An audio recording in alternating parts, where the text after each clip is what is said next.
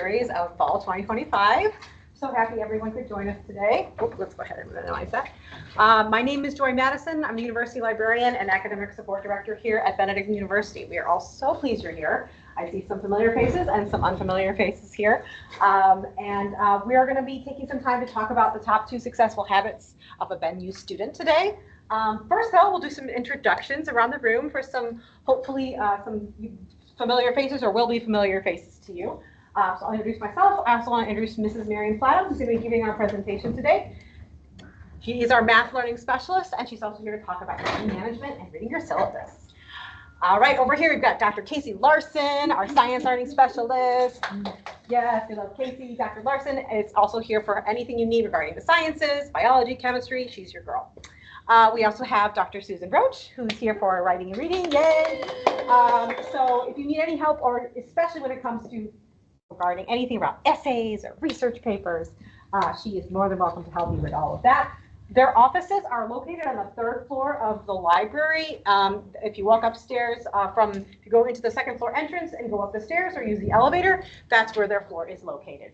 And then of course, I cannot forget our wonderful accommodations office, Dr. Elaine Davis, woo, Elaine. And her wonderful academic support specialist, Grace Sisto, yay. They are also here to help you do, like Dr. Davis, would you like to give your announcement too about what you need to say? Yes. Oh yes, those of you who are here for the Belong Scholarship Hour of Community Service Credit, please see me before you leave. Very important that you see me before you leave. If you don't sign in before you leave, it was like you were never here. Remember, you've got to sign in at all events. And lastly, like I mentioned before, at the very end, we do have a QR code for attendance. So if you leave early, I'm sorry, you did not get credit for attending the workshop today. But we will put that out. We have it. If you don't have not everyone has a smartphone. So if you don't, we also have the link that I'm happy to provide if you need it.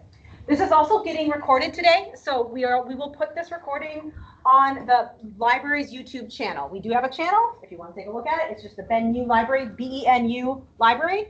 If you look up YouTube, we will put it there within the next 24 to 48 hours. Pending technology difficulties, hopefully that will work out okay. And lastly, I would like to introduce Selma. Selma, would you like to share a little about yourself? Yes. Hi, I'm Selma. I am a sophomore here at BenU. I actually attended these past workshops last year when I was just a freshman coming in new to college, and I honestly learned a lot.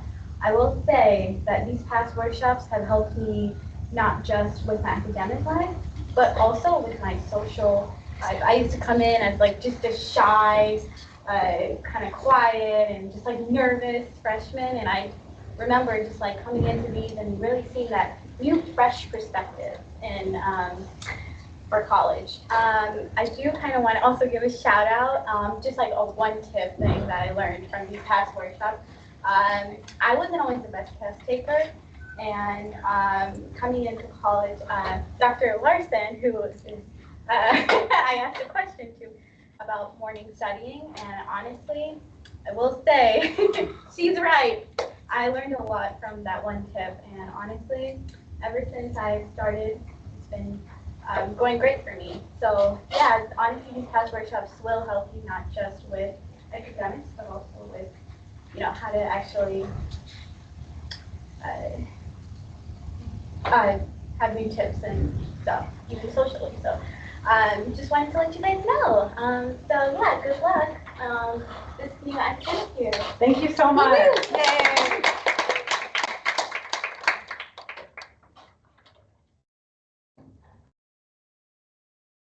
All right, well, good afternoon. How are you guys? Good, how are you? Yeah. What week are we in? 3. 3, can you believe it? 3, how's it feeling? So good. Excellent. Yes. I love here for it. it. Absolutely. I All just want to right. say, Well, if you are feeling a little overwhelmed, you are not alone. Lots of people come to college for the first time, or even the second time and the third time and the fourth time, right? Their senior year. Sometimes they just feel a little overwhelmed. And what can help with that is some of the studying tips that we have here in our past workshops. And today I want to talk about your syllabus and all the wonderful information that is there, as well as some time management tips. All right, so everyone should have one of these, I don't know, folders if you want. Keep this. This is wonderful. It has our information on there, all the different learning specialists that were introduced. So here's what I would like for you to do. In order to be successful, you need to have some study tips. You need to be organized. You need to be able to manage your time well. You need to be able to take notes well. You need to stay on task. So right today, I want us to do just one thing, and I want us to start staying on task, kind of working through that time management stuff. So in order to really manage your time well, you really need to know your syllabus, and you need to know some important information on there. So I need you on your phone to go to your laptop, whatever, and let's go to your Pulse app. Does everyone have the Pulse app? Yeah, okay. If you don't, then that is something that you would like, that you should probably get, because that to your D2L very, very quickly. You can also go through the browser, but it's just easier to go through your Pulse app. I want us to spend 7 minutes. I want you to look at each one of your classes, and I want you to write down the information that's important for each class. So it's going to be twofold here. You're going to be kind of flipping pages because we're going to do two things. You are going to write down your class name, your instructor's name, the office hours, any notes that you have. And I also want you to look at that syllabus, and all professors write down important dates. I've got 4 exams in college algebra. They're all there. Dr. Larson, you got your important dates in your syllabus? Nah. I'm just kidding. Yeah. I have a question. Why do I need to know my instructor's name? Yeah. Oh, well, that is a really good question. I'm sorry, who are you? I've been here. Dr. Roach has an excellent point. These instructors are going to, maybe in the future, write you a letter of recommendation. And starting an email by saying, hey, rather than, Dr. Larson, I need to get such and such, or I'm missing such and such, that goes a long way. I'm not all that keen on writing some letters of recommendation when the students don't even know my name. So it's very important through our emails and through our conversations that you address your professor by name. Am I missing any other key points? Well, yes. Okay. Now, just because it's a personal example that Yeah. happened, I was teaching someplace else, and a person walks into the mailroom and says, I need to leave a note for my instructor. It's like, who's your instructor? Well, I don't know, but she's got brown hair and she wears glasses. It's like, we could not help that student because that description fit, A lot of people. it did, right. Yeah. So it just seems. What a you great should know, point. Yeah, Yeah. because you never know when you need to contact the person, and you need to know the person in order to contact the person. Excellent. You're So that's my absolutely right. favorite example. That was a good example. Thank you. Yes. All right. So for the next 5 minutes or so, I want you to fill in that key information for each class. And then I want you to find those calendars, September, October, November, December. Right? They're in here. And I want you to write down the key or those very important dates. Because in order to stay on task, in order to manage your time, you need to know what's coming up. If anybody is having problems finding that information in D2L, please let us know. We can come around and help you. It's all there. That syllabus is a huge thing. Most of you had to sign your syllabus, right? Showing that you understood all of the information in there. Who honestly read the entire syllabus? Okay, I love the honesty. Yeah. You know, that's kind of a contract between me as an instructor and you. So even though the syllabus is long and very dry, it is a huge document that you really need to know. So I encourage you to please read that. All right, 5 minutes. Let's try to get those important dates in there. All right. And again, if you have troubles, please raise your hand. I'm more than happy to come around and help you out. key bits of information and dates. Slide. I'm sorry. Remove the slide. Um,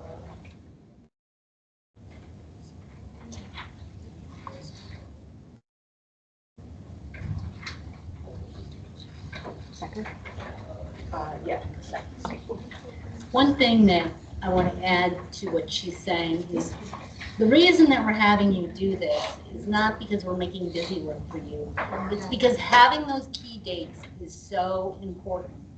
How many times, you don't have to answer this, but you know what I'm saying. How many of you ever woke up one morning and went, oh no, I have an exam today, or I have a quiz today, or oh gosh, something happened, oh gosh, right?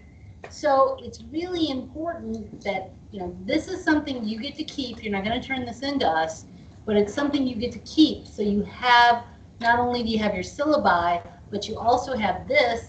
And I would encourage you to put little notes in your phone with dates saying Chem 1114 exam today, math 110 or exam today. That way you are prepared. You know what's coming. Set reminders a week before that you have to start studying for an exam. So again, this list that she's asking you to make out is, letting you know that, hey, there's exams coming, and say you have a doctor's appointment on the day that you have an exam. Giving your professor a week's notice saying, dear Dr. Larson, I have a doctor's appointment on November 15th. Is there any way I can take the exam early? Okay, that's being proactive. That's letting the professor know that, hey, something's coming up, versus, oh, I have a doctor's appointment, I have an exam today. Oh, I'll just see my professor afterwards and they'll let me make it up. That's not going to happen. So it's always best to have those dates, have that stuff ready. So, if you send an email to Ms. Flatham and say, hey, missing class, doctor, what have you told her? Absolutely nothing. So, addressing your professors in a professional manner, having those dates ahead of time, knowing, gee, maybe I shouldn't schedule my doctor's appointment on this day. So this lovely booklet that we're having you fill out is more beneficial to you, so you know what's coming. Thank you. And I would add to that, I think time management is hard for all adults. I think we just need to put the elephant in the room here. This is about what it's like to take ownership as an adult of your own time. When you're really looking at it, your parents help you manage your schedule, maybe when you were in high school or beforehand, and now it's up to you. Hey, you realize you had 4 classes on Tuesdays. Oh my word, Tuesday's crazy. I maybe can't hang out with my friends as much as I wanted to on Tuesdays. It should give you a bigger picture. Also, another tip I will also keep in mind, think about the distance between your class, your commute, if you're a commuter. You got to go from Shoal to Goodwin in 10 minutes. Yikes, right? Or whatever it is. Keep those in mind when you're thinking about looking at your schedule. That's really going to help you manage your time more effectively and also feel like you're kind of on top of it. Because it's so normal to feel like you're constantly running from one building to building. And if you are a chronically late person, and hey, me too, like always running late to something, writing this down has to really be essential. Using a workbook, using a planner, anything, or just something as simple as this. Finding a parking space at 9 a.m. Oh, yes. Oh, my word. Oh, exactly. All right, as you look through your syllabus, you should notice some key information in all your syllabi. And if I'm right, everyone should have a syllabi. Yes? All classes? Yeah. Yeah. So if not, let me know. So as you look through your syllabi, you're writing down that key information. You'll notice that they all have a name of your instructor. They have an email address. They have a phone number. They will probably have the office hours listed in your syllabi. If you continue further down in the syllabus, you'll see where they have the grades and how they calculate that grade. They also have attendance policies. The syllabi has a lot of information that deals with the university as a whole. So ADA, academic accommodations for religious obligations. So a lot of things that pertain to the university as a whole, but usually the top part pertains to your class. As you have read through that, hopefully you have signed and then shown that to your instructor that you have recognized that contract and that you understand all of the information from there. Can I jump in? Yeah. Pay attention to the academic integrity section. Ooh, good one. Why should we care about academic integrity, Dr. Roche?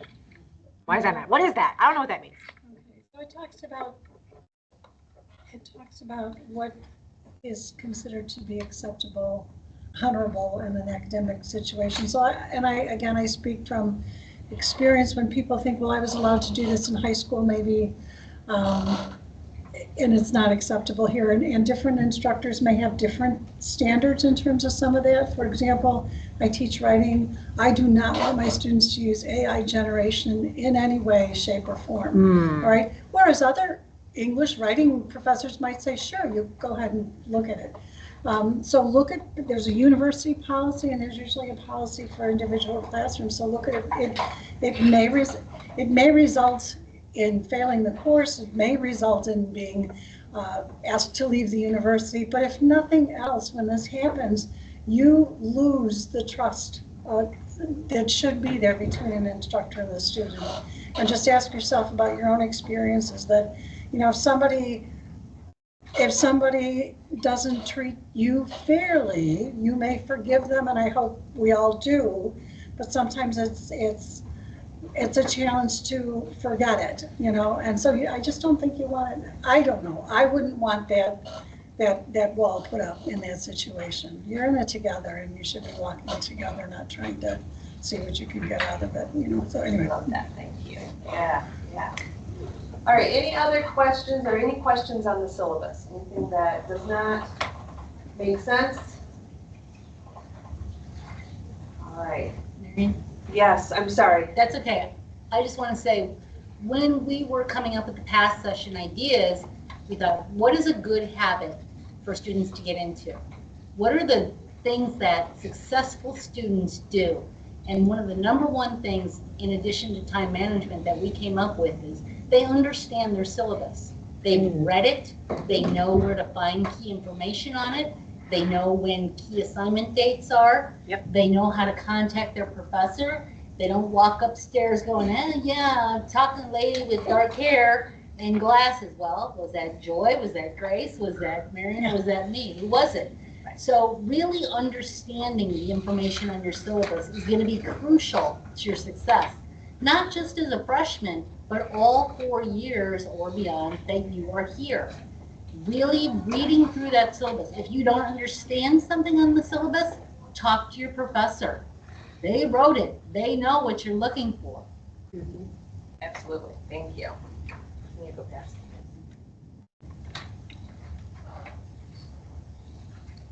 A couple of dates that you might want to notice on your sheet that I did not put on. So you're putting those important dates to keep us on track here. But last day to drop with the W is November 2nd. And I do want to say that when I went to college, I dropped several courses. Wasn't a big deal. I have a W on my transcript. If you are in Kosh, you'll want to limit the number that you drop. Because sometimes medical schools and things look at those. But for the most part, it's not a big deal to drop a course. You have a W.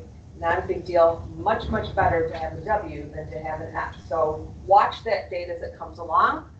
Thanksgiving is going to be a little late this year as it was last year. And then our finals are going to be December 8th, that whole week. So for our new freshmen, we have finals week, which no classes, regular classes, all it is you have a different class schedule and you go to that class and take the exam. So it's not the same regular schedule. Yeah, Dr. Davis. One thing that I would caution you about withdrawing from classes is it may impact your financial aid, especially if you're on the Eagle Promise Scholarship. The W falling below a certain number of credit hours can really wreak havoc on your financial aid situation. So before getting that W before, talk to financial aid, talk to your advisor. My first stop would be financial aid. Yes. And ask them, how does this impact my And situation? it has, for the most part, correct me if I'm wrong, if you go below 12 for a certain number of a semester, it's not a huge deal. That doesn't matter. But if it's consistent, then we've got an issue. Does anyone know, do you know when midterms are? Because I feel like midterms are usually October, but I don't have the actual week of that. Generally, they're week 8. Week 8, yeah. And not all classes have a midterm. So, If it's an 8-week course, they don't, yeah. well, no, even the 15 weeks, so I don't have a midterm. None of the math courses have midterms. Your So syllabus. It depends, pardon? Your syllabus. That's right, my syllabus will tell you. Okay, all right. Can we go past this? All right, so let's talk a little bit about time management. Let's talk a little bit about the myths that people believe with time management. It's not a big deal, it's common sense. I really don't need to manage my time. I do well enough in school. That's a myth. Managing my time takes all the fun out of life. Where's the spontaneity? Yeah, well, you can still be spontaneous and have your time managed, so that's not true. I work better under pressure. I've heard that a lot. Yeah, the deadline, I do awesome when the deadline's right around the corner. Yeah, no, it might work sometimes, but for the most part, it's not going to be a consistently good habit, all right? And no matter what I do, I won't have enough time. If you are running across this issue, then maybe we've got too much going on our plate. But I will argue that if you manage your time better through some time management techniques, that you'll have more time than you thought you had. Next, please. All right, here are some truths. Time management does improve productivity. It reduces stress. How many people have, I've got to turn in this paper and it's the night before, you're up all night and you're trying to get that done, and man, I really wish I had done a little bit every single day, and that causes a lot of stress. So who else done that? Yeah, okay. When I write exams. Yeah. Right, studying for those exams the night before, I don't think so. Not so good. By having time management techniques, then you can balance some of your work, your school, and your social life. Right? You've got more time for that. It increases your self-confidence and it helps to reduce, or it helps you to reach your goals. So there are some wonderful things that time management does for us. So here's what I would like us to do. I would like you on the front to just very quickly, this semester, focus on this semester, I want you to write down 2 goals. 2 goals for the semester. And I'm going to ask you to keep those goals achievable. If you've ever heard the word SMART goals, one of them is achievable. All right, so my goal is to win the lottery and get $100,000 or $1 million or whatever it is. That's really not an achievable goal. All right. I would really like to get a B in my trig course, and you've been studying and the quizzes have been going well. That's achievable. Right, so I want you to write down 2 goals. So we'll focus on that. About 1 minute. 1 minute, just write down our goals there. Yeah, specific is great. So I want to study more. Not that great. I want to study more for this one particular course, X amount of hours a week, right?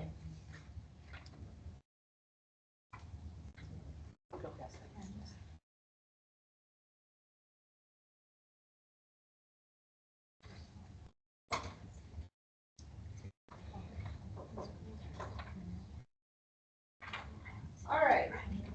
How are those goals coming? Now that you know what your goals are for the semester, let's plan out our time. First, everyone should have a planner or a calendar. And I don't care if it's paper or if it is electronic. But to think to yourself, I'm going to remember this all. It does not happen. It doesn't. So I need for you to have a planner or a calendar. Something like this. I am old school. I have everything paper, but that's me. So if you would like to have something that is electronic, go for it. Every week on the weekend, I look to see what is in my calendar. What's coming up? What big assignments are due? And then I plan out my time. For a lot of the semester, your planning of time might be consistent. In other words, I go to class at this time every day. I go to work at this time every day. I practice my sports this time every day, right? You'll notice that compared to high school, you have a lot of freer time. You've got this blank that's got nothing that you have to do. But I argue that you do have to do, right? You've got studying to do. So let's plan out our week. I want you to open it up to that weekly calendar. It's towards the back there. And I want you to fill in those things that you have to do. You have to go to every class. That is not an option unless you're throwing up all over the place that I don't want you in my class. But otherwise, you are going to every single class. You paid for the class. Go to the class. So that goes in here. I work. That goes in here. I eat. That goes in here. Everything that you do on a regular basis, I want it in this calendar. All right? I want you to spend 3 to 5 minutes filling in those things that you have to do.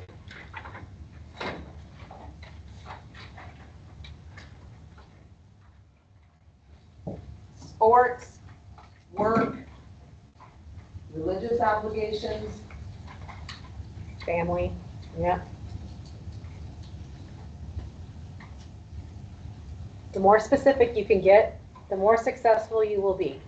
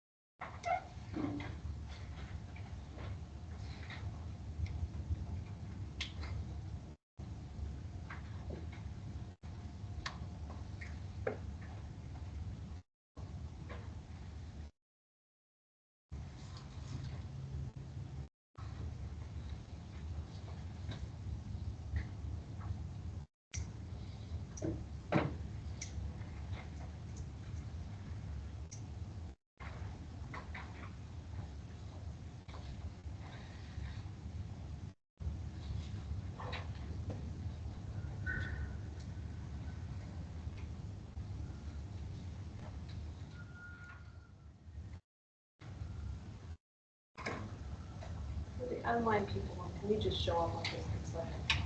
This is oh, sorry. This is yeah, we can. Go down one. No, and that's.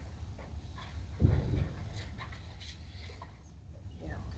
Do you want me to stop sharing? No.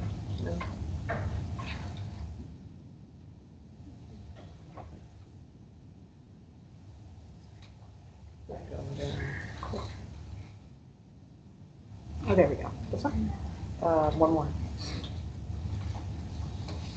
And then we'll go back up. Okay. So for the online people, we're filling in the calendar here, the weekly calendar. I apologize, I forgot that. Can't see that. Okay, so we're filling in all those must-haves. About 30 more seconds.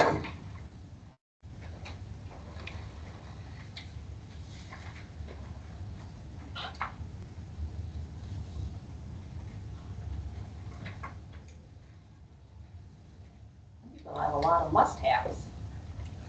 Have-to-dos.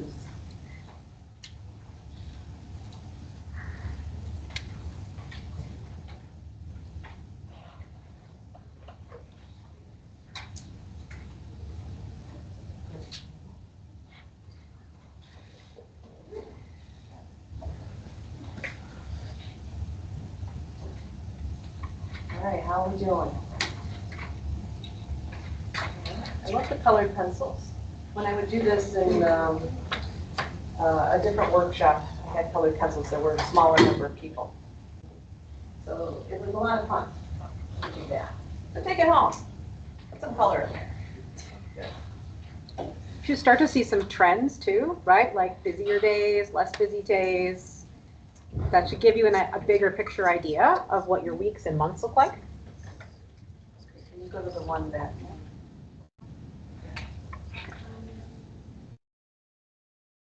Not after.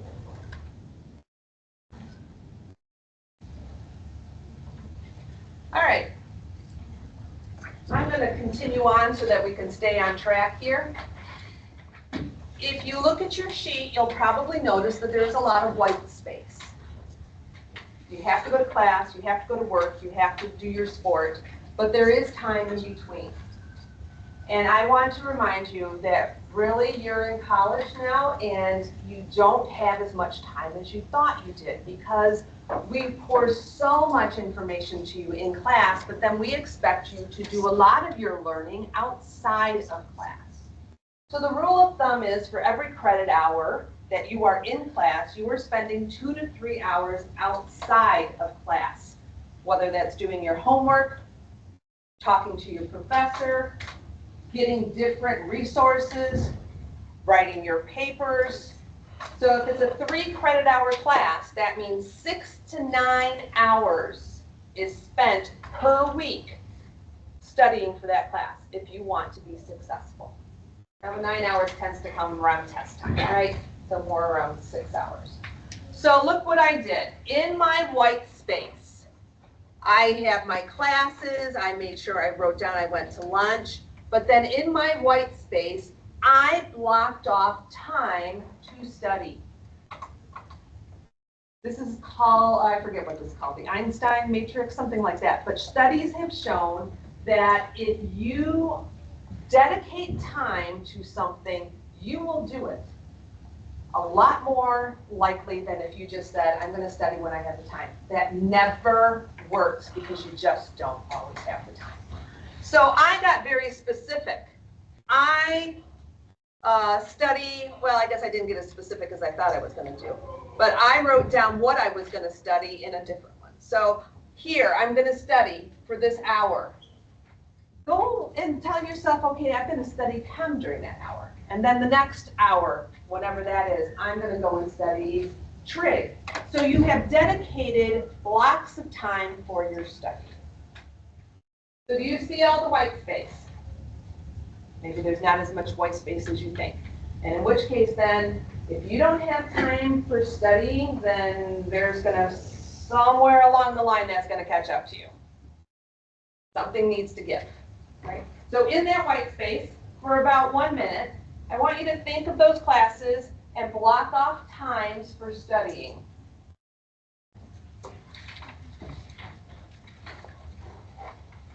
And this is going to be one of those things to help you with your goals. Notice I put down there that when I was going to relax. That was important for me. I wrote down when I went to bed. I'm going to stress in a huge, huge way. 8 hours. 8 hours of sleep. You need to get your sleep. And you need to take care of yourself. You need to eat. And I highly recommend exercise if you can put it in. But you know what the number one thing is with college students and success? It's sleep. They think, well, I'm only going to get 4 hours because I got all this stuff to do.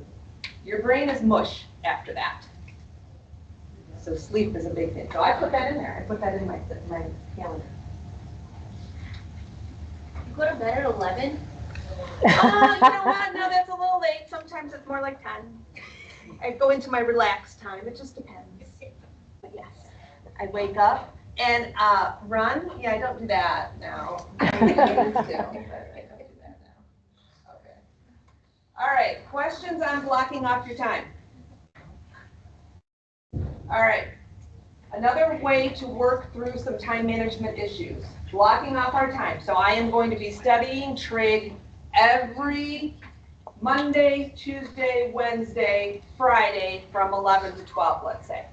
I've got a big test coming up. The second technique for helping you with your time management is to take a big project and break it up into smaller projects. So I've got a test that is next week. I'm going to spend each of those study times studying chapter 1, then chapter 2, and then chapter 3. I'm not studying all at once. You are breaking it up, a lot less stress that way. Anybody already do that? Okay, hey, all right, and Gabby, how's that worked out? Yeah, all right. So breaking up how big of a project that's stressful. So break it up into smaller pieces. Let's see, what else? Your goals. Did you see what your goals were? Now that you have your schedule all set up, do those goals look realistic? If it was to get a B in trig, did I set up enough time for my study time in trig? If I didn't, then I've got to go back and remanage my time. One of the things that I have started to do regularly is in my blocked off study time is I do the Pomodoro method. I have, yeah? All right. I did it last night, actually. Yeah, that's awesome, isn't it? So down at the bottom of your computer typically is a clock. And if you click on that clock, it has it all set up and ready to go. How long do you want to focus? So I say I want to focus for 45 minutes, and the clock starts running. And then after 45 minutes, it goes ding, ding, ding, ding, ding, and I get a 5-minute break. Hallelujah. And then it asks me, do you want to do it again? Right? But knowing that my clock is keeping track of my focus time has helped me tremendously. You have to have a schedule that you are sticking with. But then within that schedule, a lot of times my mind wanders and I don't do what I'm supposed to do. So keeping a timer has really helped me. Anybody else have something that has helped them in their study time that we're going to assume you have blocked off? So actually for the Pomodoro thing, if you don't want to look at the clock yourself, there are videos on YouTube and they have like different themes. Like the one that I was doing, it had like a matcha theme. So studying for 30 minutes, getting a 10-minute break, and it just like, it shows you the time there. So if you don't want it, if you want something cute in the background, you can do that. And it has like lo-fi music, like lo-fi beats as well. And it's also like videos on YouTube where it's like don't your mom come to check up on you every 4 hours to see if you're studying or not. So there's those videos. That's cool. I like that. All right. Dr. What you get? I had a student who gave me this suggestion. So when she was reading some of the textbooks, and she'd get kind of tired and lose some motivation, she put a little gummy bear like at the bottom of the page. And so when she finished the reading, she got to eat her gummy bear. And I think it's really silly, but if it works, why not? Absolutely. Gummy bears. I Little love it. rewards, for sure. I love that. All right.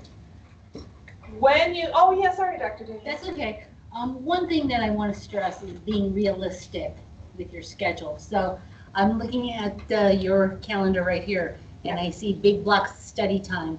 Make sure that you are giving yourself a break, that you're not studying for 4 hours on end or 2 hours on end. Study for 45, 50 minutes, take a break. Well, that's my little alarm clock. Yes. Yep, get up, go get yourself a soda, go walk around the block, do something. Because after about 50 minutes, your brain starts to shut down. Absolutely. And then you're not going to remember anything that you just studied. So give yourself breaks. Show yourself some grace. Yeah, absolutely. Thank you. Yeah. All right. As you are studying, you've got your blocked off study time. You've got your clock going. How do you keep away from the distractions? Do you have any distractions while you're studying? Oh, never distracted. Never. All right, so what I want you to do, not now, but throughout the rest of the week, I want you to notice what your distractions are. Is it the phone? Okay, and I'm going to guess for every single one of you, because it's for me, a phone is a distraction. It hasn't been helpful. Okay? Is it you're sitting next to a window and you're just staring outside all the time? Is it the open window? I want you to, as you're sitting down to study, what is the distraction? Is it friends? Right? And then we need to get rid of those distractions. So if it is friends, I need you to find a nice quiet place to study. If it is the phone, you need to put that phone away, not just in front of you. It is away. It is in a different spot. If you go to the library, there's a lockbox there you can put it in. You've got your bag, it goes inside, right? So those distractions, please watch what they are because they will mess with my time management here, and we want to stay on track, okay? Let's see, what else? Quiet, you need it quiet, yeah. All right, so my last thing that I want to kind of notice or point out here is what Dr. Davis was saying. You do need to have a balanced life. So it is great to manage your time, and there are lots of different techniques, and if this one isn't working for you, then come see me because I have a whole bunch. This is the one that worked for me and tends to work for most people, but it does not work for everybody. So there is a solution out there for you if you are struggling with time management. But you need to find something that works for you. But yes, I've got my time managed and I don't have any time to eat. I don't have any time to do anything. Something is not right. You are overcommitted or there's just too much going on in your life. Let's talk, all right? You need to be able to sleep at night. You need to be able to rest.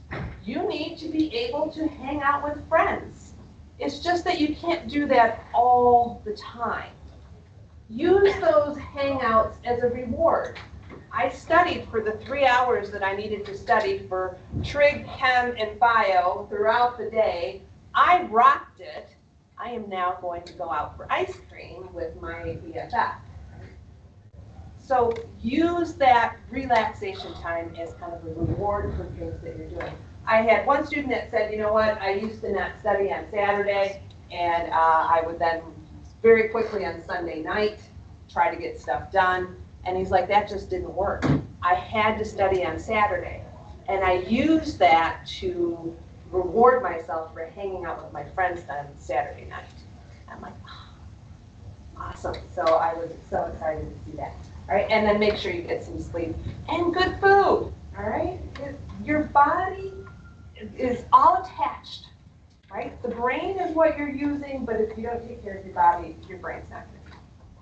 So, I think any other things that I forgot, but I think that's all that there was. What questions do you have? Any questions? Oh, Dr. We Davis. do have some, oh yeah, Dr. Davis. I was going to say it's not a question, but it's a very helpful hint. Yes, I will love that. One thing that I want to circle back to is when you talk about overcommitted. Are you overcommitted? This is something that I see a lot with students. They come to the university, they automatically, we just had the Eagle Expo, and they automatically sign up for 5, 6, 10 clubs and organizations. And then they wonder why they don't have any time.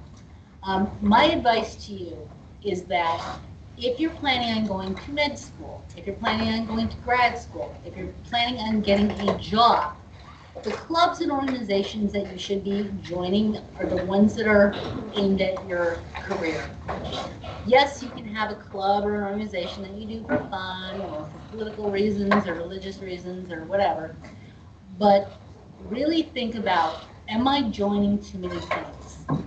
Too often students get all wrapped up in those things, but they're not thinking about the future in terms of their study time. They're not thinking about the future in terms of graduate school, med school, etc. So think wisely before you overcommit yourself.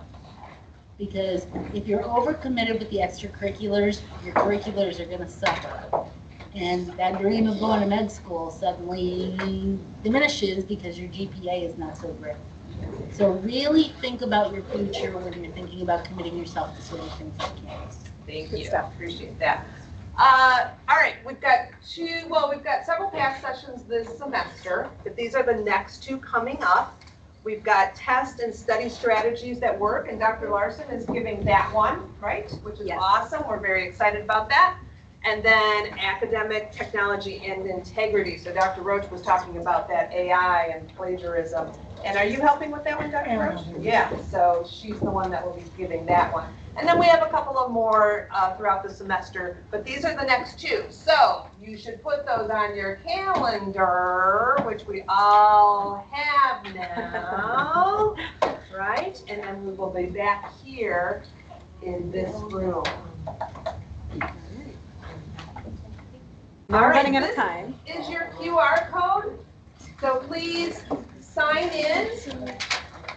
And if you're doing this, especially important if you're getting extra credit today or you need to make sure you have marked your attendance. And we also have it here if it's not working on the screen, if you need to get closer. But belong students have to sign out with me. Yeah. Yeah.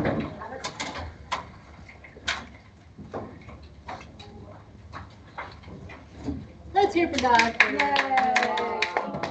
Thank you, Ms. Madam. Yes. Thanks for those joining online. I'm going to learn.